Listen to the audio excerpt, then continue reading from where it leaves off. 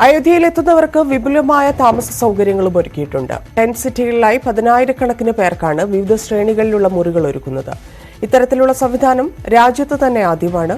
ഇവിടെ ഭാരതീയ തനിമയുള്ള ഭക്ഷണ വിഭവങ്ങളും വിളമ്പും.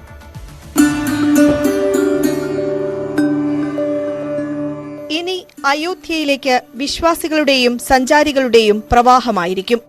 വിമാനത്താവളവും റെയിൽവേ സ്റ്റേഷനും നാടിന് സമർപ്പിക്കുന്നതോടെ രാമക്ഷേത്രം കാണാനും ദർശനം നടത്താനും എത്തുന്നവർക്ക് ഒരു ബുദ്ധിമുട്ടും ഉണ്ടാകാത്ത വിധമുള്ള സജ്ജീകരണങ്ങളാണ് അയോധ്യ ഡെവലപ്മെന്റ് അതോറിറ്റി ഒരുക്കുന്നത്.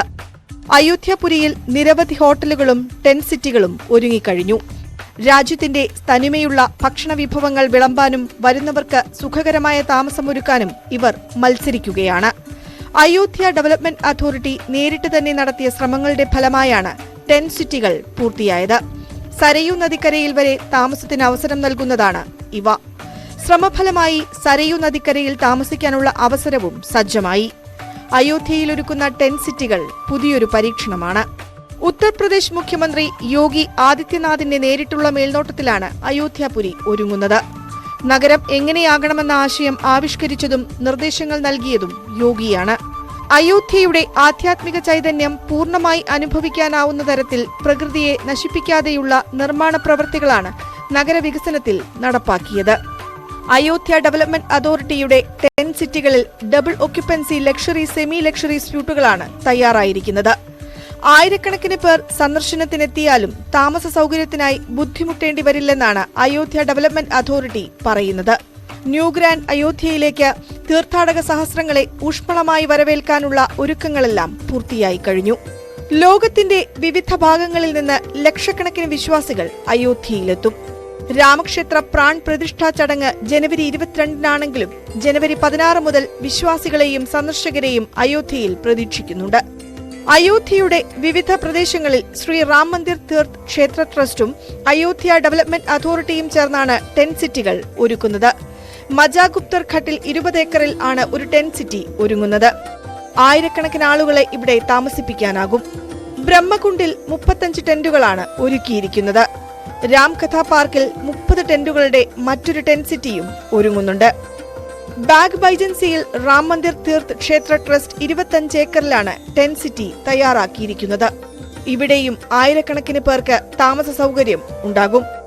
കർസേവക്പുരം, ശ്രീ മണിറാം ദാസ് ചാവ്നി എന്നിവിടങ്ങളിലെല്ലാം ജനുവരി ആദ്യവാരത്തോടെ ടെന്റ് സിറ്റികൾ പൂർത്തിയാകും.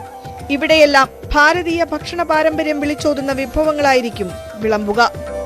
ടെന്റ് സിറ്റികളിൽ ഹെറിറ്റേജ് കോട്ടേജ് സ്റ്റേ ഫീൽ നൽകാനാണ് അയോധ്യ ഡെവലപ്മെന്റ് അതോറിറ്റിയുടെ പദ്ധതി. രാജ്യത്തിന്റെ വിവിധ ഭാഗങ്ങളിലുള്ള ഭക്ഷണ വിഭവങ്ങളും ഇവിടെ ലഭിക്കും. ഓരോ സ്ഥലത്ത് നിന്ന് വരുന്നവർക്ക് അവരുടെ നാട്ടിലെ ഭക്ഷണം ലഭ്യമാക്കാനും പദ്ധതിയുണ്ട്. അവധി, ബനാറസ് രീതിയിലെ ഭക്ഷണത്തിനായിരിക്കും പ്രാമുഖ്യം. അയോധ്യയിലെത്തുന്നവർ ആ നാടിന്റെ ഭക്ഷണം കഴിക്കാൻ താല്പര്യം കാണിക്കുമെന്ന കണക്കുകൂട്ടലാണ് ഇത്. ബ്രഹ്മകുണ്ടിലെയും രാംകഥാ പാർക്കിലെയും ടെന്റ് സിറ്റികൾ സ്വകാര്യ പങ്കാളിത്തത്തോടെയാണ് പൂർത്തിയാക്കിയത്. ഡിസംബർ 1-ന് ബ്രഹ്മകുണ്ടിലെ ടെന്റ് സിറ്റി പ്രവർത്തന സജ്ജമായിരുന്നു.